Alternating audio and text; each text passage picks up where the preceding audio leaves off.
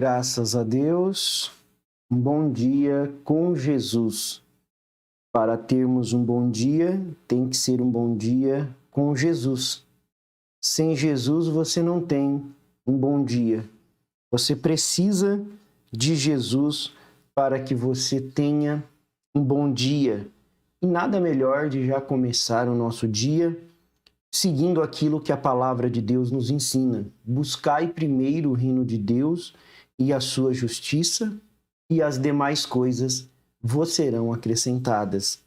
O problema é que tem pessoas que gostam de buscar as demais coisas, se preocupam com as demais coisas, e aí inverte, ficam atrás de riquezas, ficam atrás das demais coisas e esquece de buscar o principal. Sendo que quando você tem o principal, então essas demais coisas, elas são acrescentadas a nós. E nesta manhã nós vamos continuar a nossa meditação no livro de 1 aos Coríntios. Nós estamos nesta série de Coríntios, desde o capítulo 1.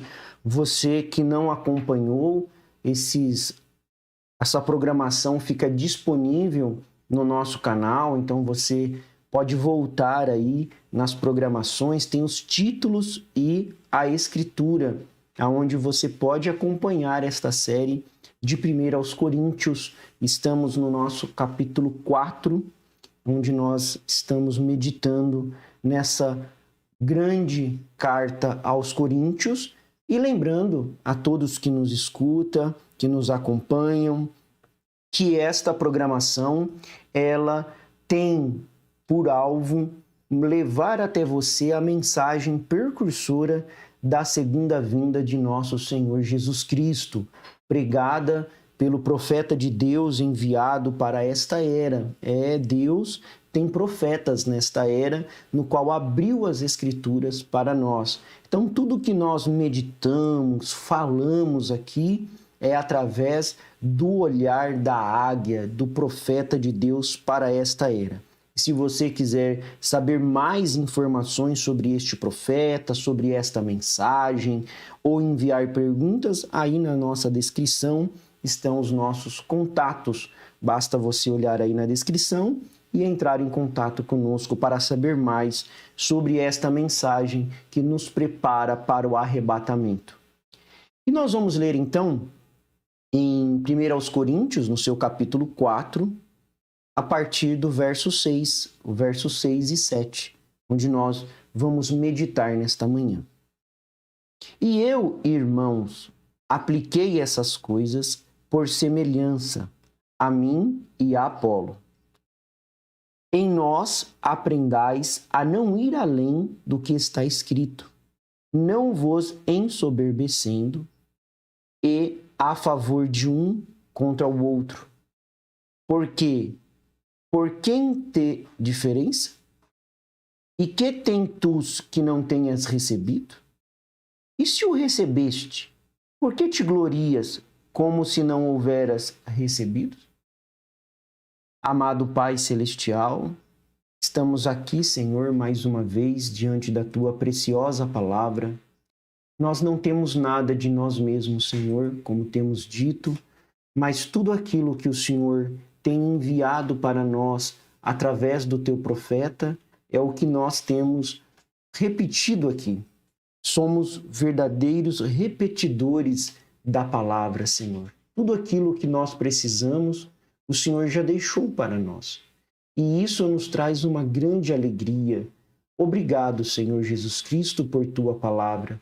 Que esta meditação nesta manhã possa ser cura divina, possa ser libertação, possa ser paz de espírito para cada um, Senhor. Como nós temos dito todas as vezes, que cada um possa sair com a porção que precisa. No nome do nosso Senhor Jesus Cristo, nós te pedimos e te agradecemos. Amém. Então, meus irmãos, o apóstolo Paulo, ele vem mostrando para nós agora, desde a nossa última programação, que os ministros de Deus são despenseiros do ministério de Cristo. Um dispenseiro era uma pessoa que não possuía nada. Ele apenas cuidava da riqueza do seu senhor. Isso é um dispenseiro. É uma pessoa que cuida da riqueza do seu senhor. Ele mesmo não é dono daquela riqueza, mas ele administra a riqueza que foi colocada em suas mãos pelo seu senhor. E nós vimos também aquela parábola do Senhor Jesus Cristo contando sobre o servo justo e o servo injusto. E outras parábolas aonde o Senhor Jesus Cristo deixa isso bem claro.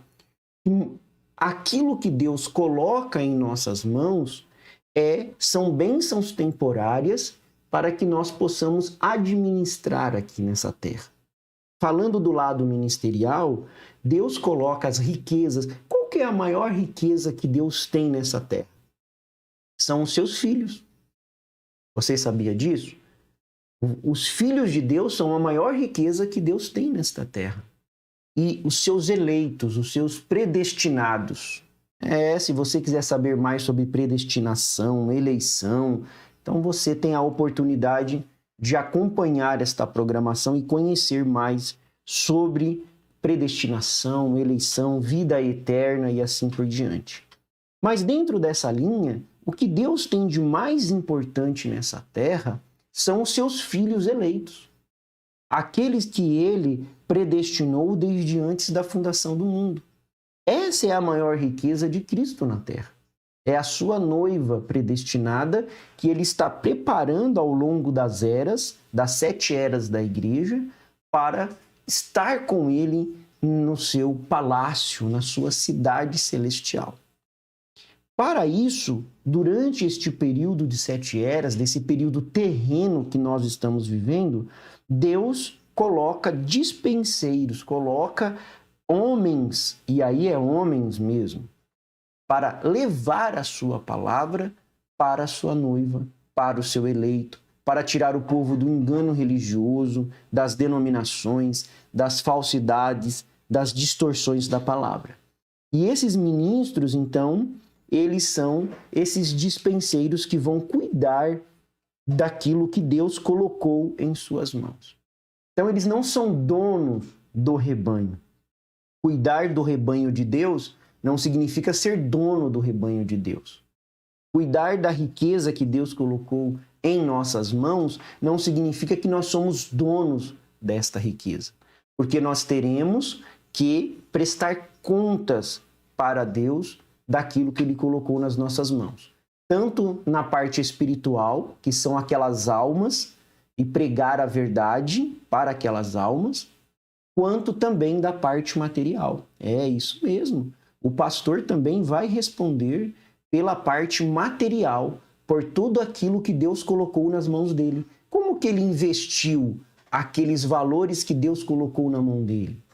Como que ele pensou na igreja? Ele pensou no bem do povo? Ou ele foi egoísta, pensou em si mesmo? Só em enriquecimento próprio, enquanto a igreja está caindo aos pedaços, enquanto as pessoas não têm um banheiro para ir, enquanto as pessoas não têm um lugar. Mas isso é importante até debaixo da ponte. Deus não está olhando isso. Deus, irmãos, ele vai cobrar tudo aquilo que ele te deu. Deus não vai cobrar aquilo que ele não te deu. Se ele não te deu condições de você ter uma igreja, você faz o culto numa choupana, não tem problema nenhum. Faz o culto no céu aberto com os irmãos, você vai ser tão abençoado quanto um que tem uma catedral. Porque Deus só vai cobrar aquilo que ele deu para você. Porém, se ele te deu condições de você fazer o melhor para os seus filhos e você não faz, você vai responder por Deus.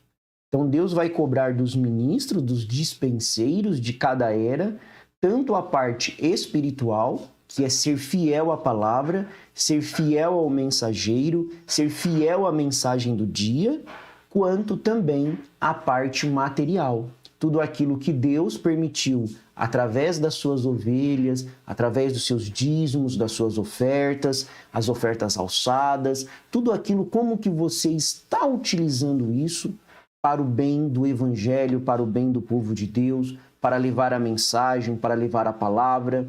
E aí entra outras questões também do seu tempo, como que você está usando o seu tempo para com Deus, né? Você ministro, você servo de Deus, como que você está ocupando o seu tempo com as coisas de Deus. Então é muito sério. E Paulo vem comparando isso, falando isso aqui no capítulo 4, dos dispenseiros, que eles vão cuidar das riquezas de Deus, e a maior riqueza de Deus é o seu povo.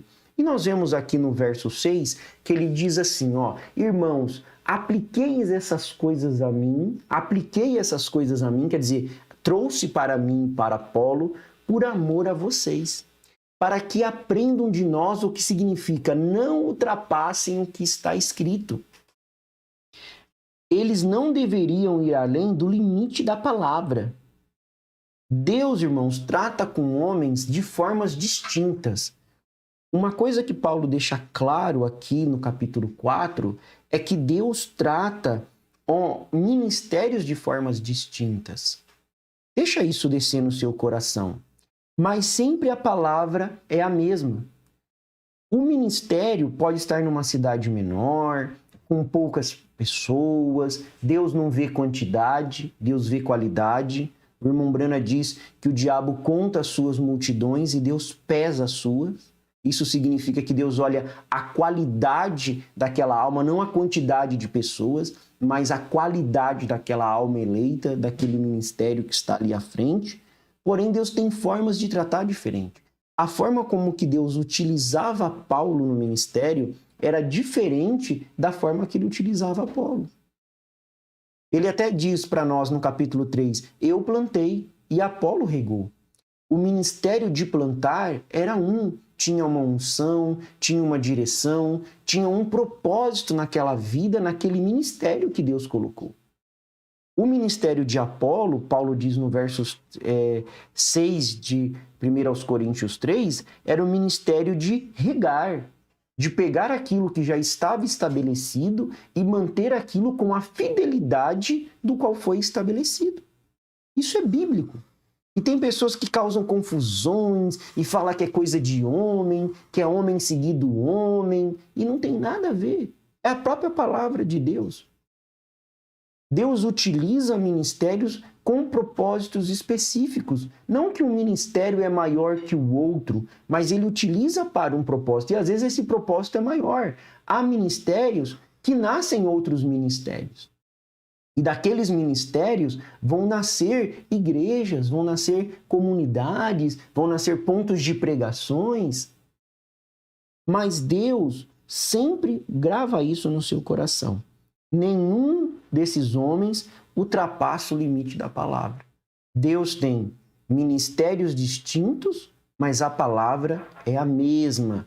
A mensagem é a mesma. Por isso que Paulo, aqui nesse versículo 6 e 7, ele está combatendo a arrogância dos coríntios, no qual eles separavam. Eles começavam a comparar. Paulo chega a dizer até de ensoberbecer. Ensoberbecer significa ser superior. E se vangloriar, sabe o que significa se vangloriar? Se vangloriar é falar dos seus próprios méritos, das suas conquistas.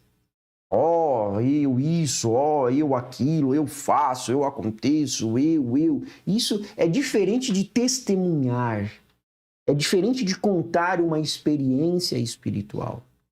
Na verdade, é ostentar, é mostrar méritos próprios, conquistas próprias e deixando Deus em segundo lugar, ou como nós temos repetido, deixando o profeta diminuído enquanto as pessoas se tornam maiores do que a própria mensagem, do que o próprio mensageiro que Deus enviou para esta era. E Paulo vem combatendo isso, essa vanglória dos coríntios, e essa vanglória vinha de comparar ministérios. Eu sou do apóstolo Paulo, ele prega assim, ele expulsa demônios, ele faz isso, ele tem multidões, onde ele vai as pessoas param, ele tem poder. Eu não, eu sigo Apolo. Apolo é inteligente, as mensagens dele são profundas, e isso, e aquilo outro. Comparando ministérios, como se Deus estivesse se preocupando com os homens. Não, é a mesma palavra. Deus se preocupa com os homens, quando eu digo, com quem é maior, com quem é menor. Não é isso que Deus se preocupa. Certas feitas, os discípulos estavam caminhando e discutindo entre si quem seria o maior no reino dos céus. Discípulos de Jesus, comiam com Jesus, andavam com Jesus, viam Jesus, o seu comportamento, suas maneiras, e ao mesmo tempo ele fazia o quê? Estavam vendo quem que seria o maior. Isso é coisa humana. Mas depois que desceu o Espírito Santo lá em Pentecoste, depois que você se enche do Espírito Santo, então você não quer ser o maior, você quer ser o menor. E o apóstolo Paulo continua então: não ultrapassem o que está escrito, o que Deus deixou para aquela era, o que Deus deixou para nós. Assim ninguém se orgulhe a favor de um homem em detrimento de outro. É isso que ele está falando no verso 6. Para que assim ninguém se orgulhe a favor de um homem em detrimento de outro. Aqui, o verso 6 que Paulo está falando. Não se ensoberbecendo a favor de um contra o outro. Ah, eu sou desse, porque esse é maior, esse tem mais milagres, esse tem mais poder. Ah, eu não gosto daquele, eu não sou a favor daquele, porque aquele ali não tem poder, aquele ali é fraquinho, aquele ali não vale. Deus não faz essa distinção. Sabe como que Deus olha para os seus ministros? Pela fidelidade deles à palavra. Porque se você tem a palavra da hora, a palavra da verdade, sinais e maravilhas acompanham o ministério. É natural. Agora, ouvindo esta programação, por exemplo, esta pequena e humilde, simples meditação, lendo, meditando e orando, você está sendo curado. Você está sendo libertado. Sem sensação. Uma das grandes revelações que o 7º anjo de Apocalipse, capítulo 10, versículo 7, trouxe para nós, foi isso. É você ter o Espírito Santo sem sensações. Eu me arrepiei. Nossa, eu tive uma visão. Eu falei em línguas. Eu senti isso, senti aquilo. Você não precisa sentir nada. O poder de Deus está nesta hora, através da palavra, te curando, te libertando, te fortalecendo, te animando, te exortando, te advertindo. Tudo isso vem através do poder da palavra. Então, veja bem, assim ninguém se orgulhe a favor de um homem em detrimento de outro, sendo superior. Ah, eu tô me orgulhando aqui, eu tenho orgulho de ser desse aqui, mas ser daquele outro lá, não. Aquele lá, o projeto é meia dúzia, é 2, isso aí é... Não. Deus tem um propósito em cada lugar, em cada cidade. Deus destrói uma nação por causa de um eleito. Você sabia disso? Basta você observar na Bíblia Sagrada. Deus sempre cuida dos seus. Ele colocou a nação do Egito de joelhos em favor dos seus filhos eleitos. Não importa se é 1, se é 2, se é 3, Deus sempre vai atrás dos seus filhos eleitos. Então, assim, ninguém se orgulhe a favor de um homem em detrimento de outro. Então, não é ser superior. E principalmente você deve obedecer. Você deve amar o seu pastor, honrar, respeitar e principalmente obedecer aquilo que é ensinado através da palavra. E respeitar todos os ministérios. Aí no verso 7, para nós finalizarmos, pois quem torna você diferente de qualquer outra pessoa? O que você tem que não tenha recebido? E se o recebeu, por que se orgulha assim como se assim não fosse? Olha como que Paulo ele vai se aprofundando. Olha como que ele vai questionando. Pois quem torna você diferente de qualquer outra pessoa? Não é questão de orgulho, de vangloria. Deus nos deixou o exemplo da humildade. Toda pessoa cheia do Espírito Santo, ela é uma pessoa humilde. Jesus deixou o exemplo nas suas atitudes, ele tratou as pessoas com humildade. A expressão que eu mais amo de Jesus quando eu penso em ministério, quando eu penso na palavra de Deus, é aquele: aprendei de mim que sou manso e humilde de cabeça, de blá blá blá, de boca. Humildade não é porque fala errado, humildade não é porque teve uma origem difícil, uma vida laboriosa, então é humildade. Não, humildade está nas atitudes. Às vezes é uma pessoa simples no sentido de uma origem simples, de não ter estudo, de não ter uma educação, mas tem um coração arrogante, tem um coração orgulhoso, tem um coração ensoberbecido. Então não é questão de origem, de história de vida, é questão de ser cheio do Espírito Santo e ter os exemplos das atitudes do Mestre, que é o Senhor Jesus Cristo. É isso que faz a diferença. Aprendei de mim, que sou manso e humilde de coração. Se Jesus está falando aprendei de mim, porque ele deu o exemplo de humildade. Se a gente vê, o apóstolo Paulo, ele coloca a humildade como um fruto do Espírito Santo. É a graça dada por Deus a nós. Agora, ser humilde não significa viver escondido, ser humilde não significa andar sujo, ser humilde não significa andar rasgado. Eu sou humilde, então eu ando rasgado. Eu sou humilde, eu não ligo para nada. Não tem nada disso. Olha as atitudes do nosso Mestre e você vai ver como Jesus tratou as pessoas com compreensão e respeito. Quando ele foi desapontado e traído, ele não julgou.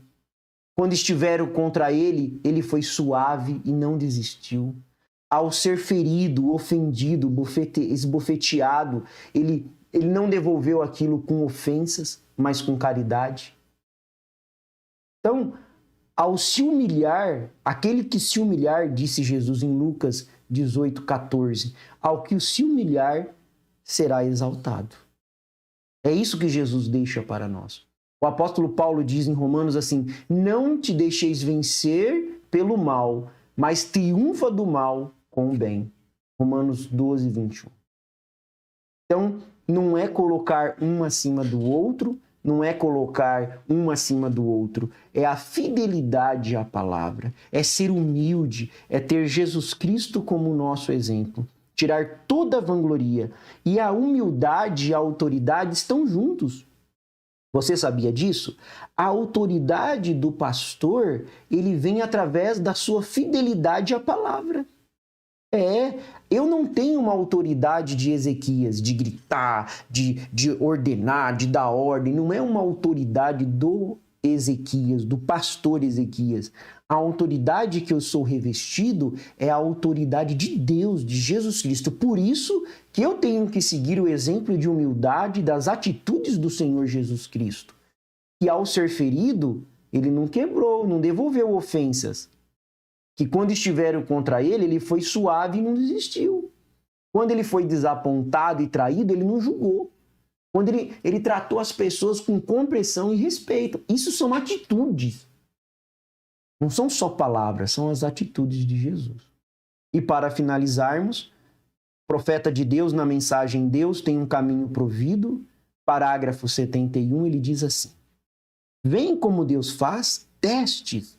Deus às vezes permite que você fique um pouquinho pior depois que você recebe a oração, apenas para testá-lo. Os testes e provas da fé, porém aquele que perseverar, aí está, seguro e firme, tome a Deus na sua palavra, creia em cada palavra dele, não importa o que outra pessoa diga ou faça, comparando. Não, eu não estou aqui para comparar homens, não. Eu estou aqui para ser fiel à mensagem que Deus enviou. Meu pastor é fiel à mensagem que Deus enviou, sem distorção, sem ismo, sem divisões, sem usar o púlpito para atacar as pessoas, nada disso. É isso aí que eu quero. Olha só, creia nela de qualquer modo. Não importa como se pareça uma circunstância, creia em Deus mesmo assim.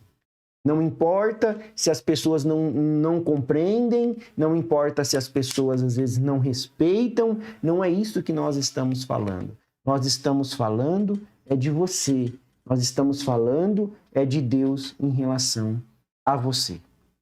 Amado Pai Celestial, muito obrigado, Senhor, por este momento de meditação, aonde nós temos aprendido sobre a Tua humildade e a Tua autoridade. O Senhor foi um homem tão humilde, mas o Senhor tinha autoridade. Quando os demônios se aproximavam, o Senhor só dizia, sai dele. Ó Deus, que autoridade! A autoridade não significa gritos, a autoridade não significa berros, a autoridade não significa imposição, passar por cima, a autoridade não significa desrespeito. A autoridade vem do alto, revestida do teu poder, e através do teu exemplo, Senhor, que o Senhor foi tão humilde para nós. Ser humilde não é viver escondido, Senhor. Ser humilde é ser útil para a tua obra, fazendo tudo, Senhor, e colocando tudo aquilo que o Senhor fez para nós.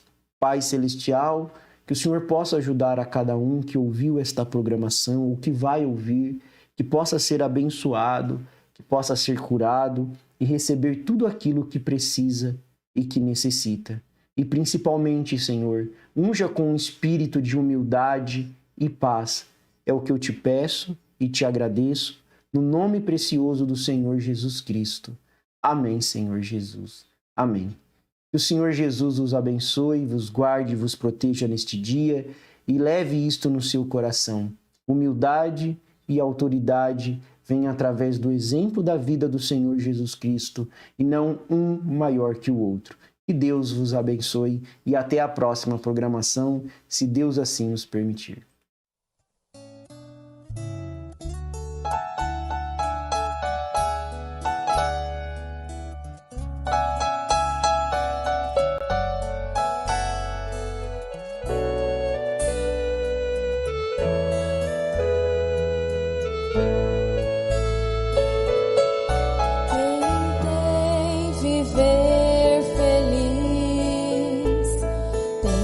Acostumar